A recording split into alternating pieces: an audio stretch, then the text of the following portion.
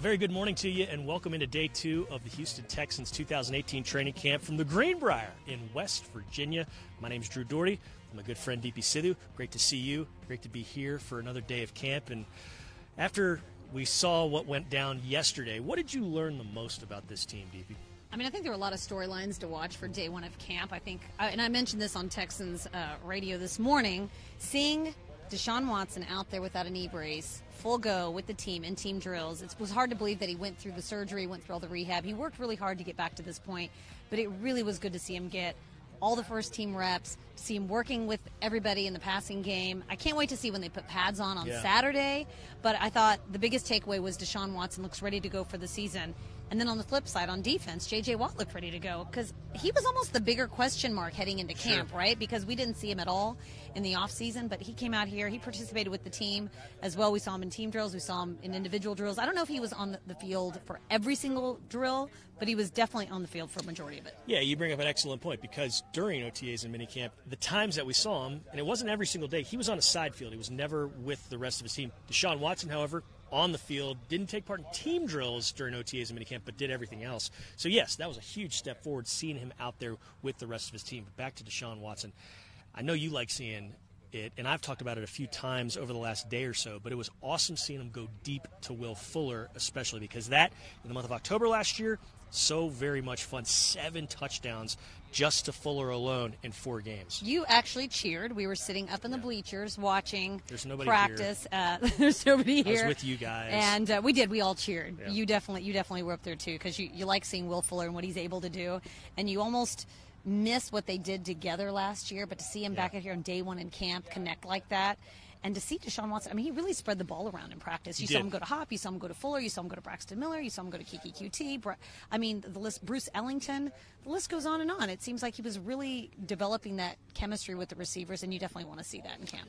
Yeah, before we left for training camp, I wrote one of those 10 things to watch, and 2 of the things were wide receivers not named DeAndre Hopkins and Will Fuller. You wanted to see the other guys behind them because there's a really brisk competition there. And then one of the other things I wrote was wide receivers named Hopkins and Fuller because they make so many good catches and they're just fun to watch. But let's talk about the first part of that, the guys behind those 2, because it's a very rigorous competition. I think you lock in QT because he's such a high draft pick and he's made so many plays in his short time here as a Texan during practice. And I think that he's going to add a lot on special teams. I think it'll be interesting to watch.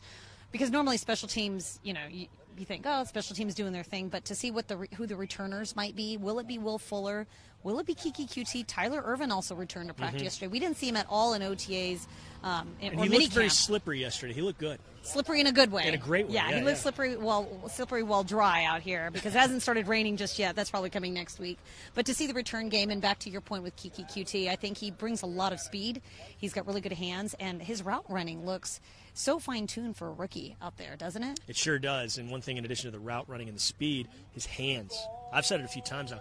His hands are really impressive, and it's not something that I knew too much about him watching him in college. I didn't get to watch him as rigorously as, say, John Harris or all you Red Raider faithful out there, but his hands are amazing. He's caught some bullets with one hand, with 2 hands, obviously, from point-blank range. It's been a really eye-opening trait of his that I didn't know he really had. It's a nice arsenal of weapons for number 4 out there to see who he's going to go to. And Lamar Miller, we haven't even mentioned the running game, but both you and I noticed that he looked faster. He's trimmed weight. He's a little bit lighter than he has been. Yeah, he was zipping through here on the field yesterday, and I thought he looked really sharp out there. Obviously, no Deontay Foreman. He gets Tyler Ervin back, and it's a big running backs group. There are a lot of guys out there, but you're definitely going to see Lamar Miller, Alfred Blue, and hopefully Deontay Foreman at some point when he gets off of PUP. No kidding. And let's talk about this defense. We didn't see a lot of Jadeveon Clowney yesterday because they're easing him back in, and Bill O'Brien said that it's going to take a little time with him. But he also made the point, I'm not worried at all, though, because he knows when it matters, week 1. Jadeveon Clowney's going to be ready to go. But they're taking their time with him. So in the early part of yesterday's practice, we saw a few different formations with him in it, and it's going to be enticing. It's going to be intriguing to see what Romeo Crennel trots out there from time to time. It was sick when you saw the starting lineup with Watt, Clowney, Merciless, Tyrann Mathieu. Yeah. You see all those guys out there together. What this defense is going to look like. It's going to be a scary sight. Going to be some surprises, too. Yeah, and to your point about Jadeveon Clowney, we probably won't see him in pads on Saturday, according to Bill O'Brien. He was asked about it yesterday, so that's okay. I think as long as you see him out here and he's doing stuff with the team and you see him progress from day to day, no one's really worried about him just yet. And you don't want to risk anything with him, rushing him back too soon. Yeah, we're going to move off camera so Tyler Marcotte, our videographer, can get some better footage and zoom in and show you some things as the defense we see there in blue, offense in white, those red shirts, of course, the quarterbacks, but doing stretching now under the direction of Luke Richardson, the new sports performance director. So, DP, as far as special teams, it's not something that we've brought too much up, but what are you looking for and what improvements are you thinking we'll see this season? I think with Brad Seeley there, I'm really excited to see what changes he does bring. I know we've got the new kickoff rules, so that'll be interesting to watch how this team adapts to that. I think that'll be a work in progress for all the teams across the league. Where to line up, who can line up off the line of scrimmage, who's 5 yards back, who's inside the hashes. I think there's a lot of modifications, you could say, that happened with the kickoff rule this offseason. I'm looking at the return game. I feel like that's something we look at every year, but I think with the addition of Kiki out there and with Tyler Ervin coming back and then Will Fuller, is Will Fuller going to still be a returner on special teams? Or are they just going to preserve him for the offense? It's an interesting question. I like seeing him return punts. He was very effective at that last year. He had a few, if you go back to the Seattle game in particular, he had a few big returns in that game that were wiped out by penalties way away from the play. So I'd like to see him keep doing that, as we see J.J. Moses, former Texan. Now he works for the team, giving us some good waves. He's always got a high level of energy and personality. He looks like he could go out there and offer something up on special teams, and too. It's perfect, yeah, because he was a special team standout during his time. I have to disagree with you. I don't want to see Will Fuller on returns. It makes me very nervous. He's bulked up a little bit, and he's still fast, and I want to see him unleashed on the as far as the offense goes. And I think you've got a lot of weapons as far as special teams with the return game. If Kiki can fill that spot, if Tyler Ervin can fill that spot, you preserve Will Fuller and just bring him out maybe for special occasions or when you really have to. But you don't want to wear him down returning kicks too often. And that's not something that he did too much during his time at Notre Dame. I think they've been judicious with him so far in his career as far as returning punts. And when he's out there, he's electric. So we're going to agree to disagree. Agree to disagree. But that's America. And we can do that. The first time he returns a kick for a touchdown, I'll say, well, Drew, you were right, and I was wrong, and I'm okay with that. Yeah. Another thing we need to do right now, we need to give some shout-outs. We got Dave in West Houston checking us out. Thank you, Dave. We also have Thomas Stacer. He's here in West Virginia. He's manning the boat camera for the team, and he's a big fan of this. So, Thomas, thank you so much. Thanks, Tommy, for supporting. Keep doing the great job you do. We talked about high energy. That guy, he's got it many times over. I mean, we get to cover a football team every single day. We get to be out at training camp in West Virginia. It's a nice gig, if I must say so myself.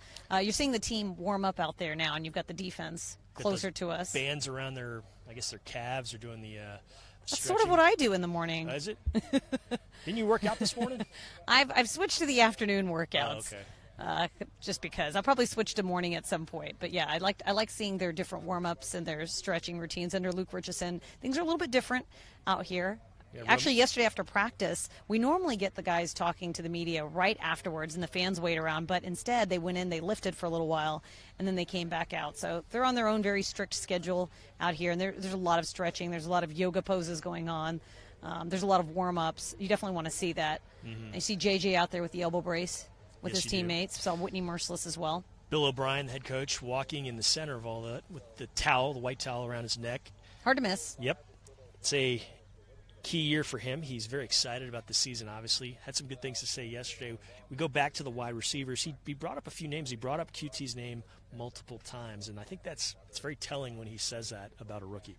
I think it is. I think he tries not to mention anybody by name. He definitely tries to lump all the guys in together, but I mean, I think it's going to be hard to miss a guy like QT. You just hope that what he's been able to produce in the offseason, that it stays consistent once the pads come on and you're in a game-time situation. I think that's the big thing with the rookies is seeing them, under the bright lights, how they do. Now, obviously, you got a guy like number 4. When the lights came on, he really shined. I thought he actually did better in games than he did even in practice because we weren't really talking a whole lot about him during training camp practice last year. And maybe that was just a function of not working with the starters, not working with the ones. He was working more with the backups.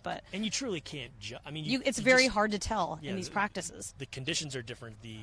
The pressures are different. You can't tell when the lights come on what a guy's necessarily going to do. But he showed us. He showed in that short span of time some of the stuff that he's capable of. Now let's go back to something. Can we talk about tight ends? We can, but first, I want to talk about a little story kind of off the field yesterday that you were involved with. Oh, yeah. J.J. Watt and a really cool poster with a little kid. What was going on there, DB? Okay, there's a little boy named Flynn who came out for training camp in West Virginia last year, sat in the grass, watched practice, ended up getting appendicitis and poison ivy. Actually, he got the poison ivy first, then found out that he had appendicitis, had to get the appendix removed, so he had to have surgery, and just had an all-around bad 2017 training camp. It was a bad season for a lot of us, including little Flynn. So he came back yesterday, brought the sign. It was something I noticed before practice even started.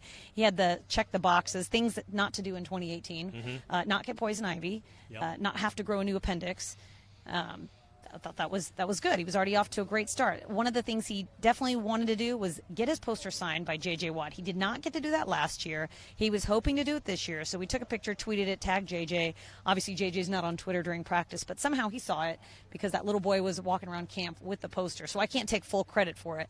But afterwards, the mom tweeted back a picture of the sign, signed and autographed, and the last box checked off by J.J. Watt himself. That's awesome. And it was actually on NFL Network because my kids texted me a picture and said, "Mom, you got this little boy's poster signed." I said, "No, I did. I'm really not that important." But it was, JJ, huh? but it's fun to see because J.J. somehow saw that before he went in before that lift that we were talking about. He signed that poster before he did that. Good stuff. And as an aside, when I was 10 years old and 11 years old, I was the world champion at catching poison ivy. Nobody got poison ivy like me. I got it at least 3 or 4 times. Congratulations! And I was not having fun. Made the chicken pox seem like a vacation. Can we talk about the fans while we're at it? Because let's talk about the fans. I was going to get into the tight ends. But all right, we'll do the the tight ends as well. But I just fans. want to mention that the fans out here, not only are they sporting Texans gear, they're supporting this dual Texans Clemson gear look. Oh, yeah. I saw an elderly gentleman wearing a Watson jersey, or it was a Texans T-shirt, and on the bullhead instead of the eye was a Clemson paw print, and then his son had a Deshaun Watson jersey and Clemson shorts. Interesting. So that's a new look. Yeah. Drew, if you want to bust out some orange shorts for your training camp look, okay, I think that would go better than your mint and green shorts that you were wearing yesterday. That's just an aside. I like those shorts. I thought they looked really sure where the mint and green comes from. But anyway, the starter, the number 1 TE last year on the depth chart is retired. He's not playing football anymore. Ryan Griffin is back, but he missed 12 games. Steven Anderson's back. He led this unit, yards and receptions last year, but you got a lot of guys behind those two who are vying for spots. We might see those 2 and 2 more spots. You might see a different shakeup of things, but out of that mix of the 2 Jordans, Akins and Thomas, the others, there's going to be some different faces there at the tight end spot for the Texans in 2018.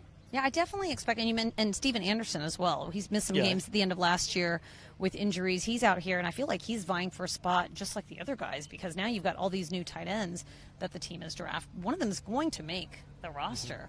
And you've got Ryan Griffin, like you said. The Jordans, they're huge. And they also have good hands as well because they were catching some passes yesterday from the quarterbacks. Jordan Thomas is a monster. Oh, he is humongous. I thought that was an offensive lineman gone 6'8", awry after a play until I saw his number. He looked, and we were up in the bleachers watching. He looked very large. Jordan Akins as well, very big. But, Jordan Thomas, just mammoth size of a tight end. Yeah, Akins is a guy who is slippery, can get deep and get some yards after the catch. Thomas, much bigger.